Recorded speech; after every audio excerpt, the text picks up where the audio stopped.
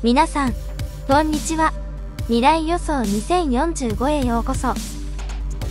私たちの YouTube チャンネルにお越しいただき、ありがとうございます。今回は、未来のセキュリティについての話をしていきます。2045年という未来の世界を想像してみてください。技術の進歩が著しく、私たちの生活は大きく変化しています。このチャンネルでは、未来のトレンドや予測、革新的なテクノロジーについてお届けします。生体認証技術の進化。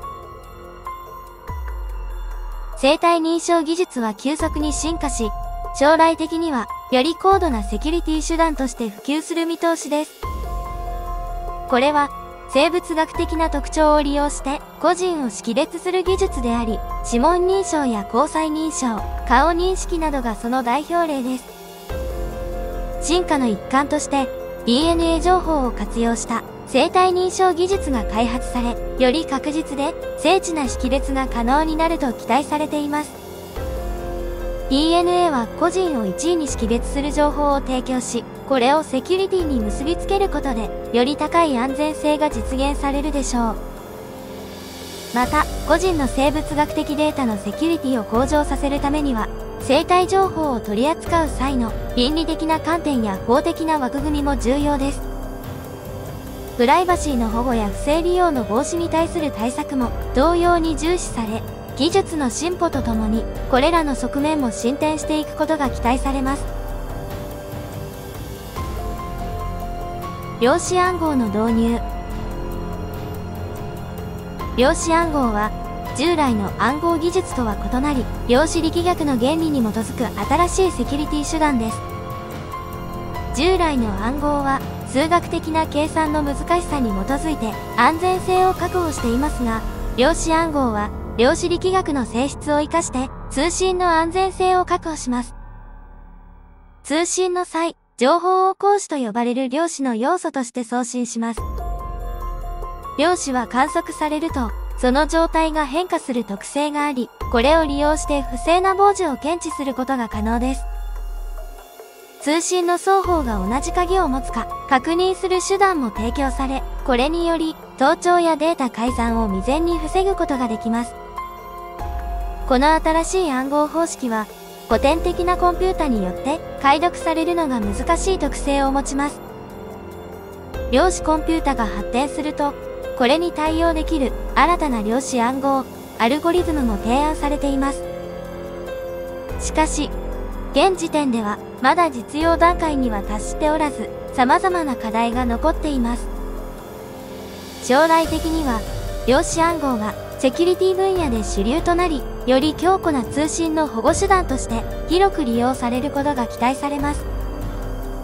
しかし、その導入には技術的な挑戦や標準化の問題なども伴い、継続的な研究と開発が求められています。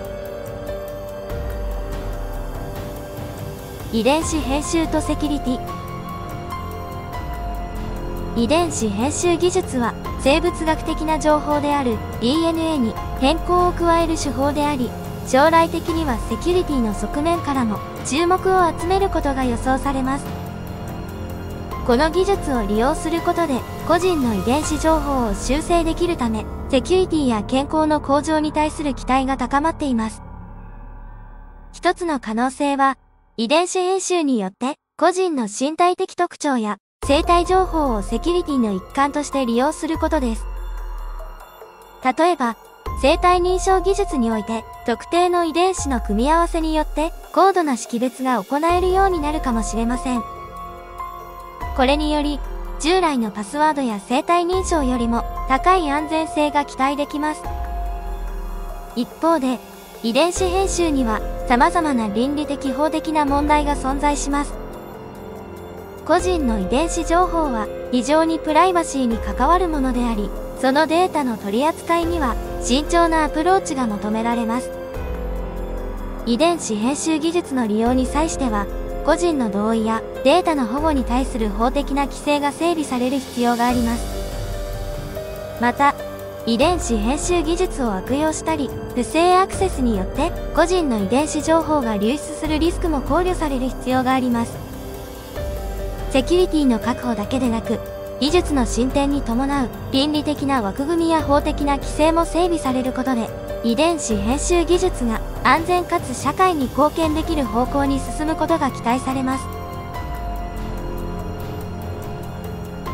生物学的データの保護。生物学的データの保護は、個人の生体情報や遺伝子情報を含む重要なデータを安全に管理し、プライバシーを確保するための重要な取り組みです。これらのデータは、個人の特異な生体情報を含んでおり、悪意ある利用や不正アクセスに対するリスクが高まっています。一つのアプローチは、強力なセキュリティ対策の導入です。これには、高度な暗号化技術やアクセス制御などが含まれます。生物学的データの取り扱いにおいては、アクセス権の厳格な管理やログの監視など、データへの不正アクセスを未然に防ぐための手段が重要です。同時に、法的な規制や倫理的なガイドラインの整備も欠かせません。個人の同意を得ること、データの目的に応じた利用を確保すること、そしてデータの収集や保管に関する透明性を確保することが求められます。また、データの流出や不正利用に備え、適切な法的な措置や罰則も必要です。さらに、技術の進展に伴い、医療や研究分野でのデータ共有がますます重要になっています。しかし、これに伴うリスクも考慮され、データの匿名化や匿名データの利用を促進することが、生物学的データの保護を進める上で重要なポイントです。総合的に、生物学的データの保護は、技術的な手段と法的倫理的なフレームワークの両面で取り組むべき課題であり、個人のプライバシーとデータセキュリティを確実に守るためには、バランスの取れたアプローチが必要です。セキュリティと DNA。 セキュリティと DNA が結びつく未来においては、生体認証技術や遺伝子編集、量子暗号通信などが進展することが期待されます。生体認証技術は、指紋認証や虹彩認証、顔認識から DNA 情報の活用に進化し、個人を高度に識別できる手段となります。この進化により、生体情報がセキュリティの鍵となり、より確実なアクセス制御やデータ保護が実現されるでしょう。一方で、遺伝子編集技術は、生物学的データをセキュリティに結びつける可能性を秘めています。個人の遺伝子情報を生体認証やセキュリティプロトコルに組み込むことで、より高い識別力と安全性が得られるかもしれません。しかし、この技術の導入には倫理的法的な課題がついて回ります。個人の同意やデータのプライバシー保護が不可欠であり、遺伝子情報の適切な管理が求められます。量子暗号通信も未来のセキュリティにおいて画期的な進歩をもたらすことが期待されます。通信の安全性を確保するため、量子の性質を利用して盗聴や改ざんを検知し、非常に安全な通信手段を提供します。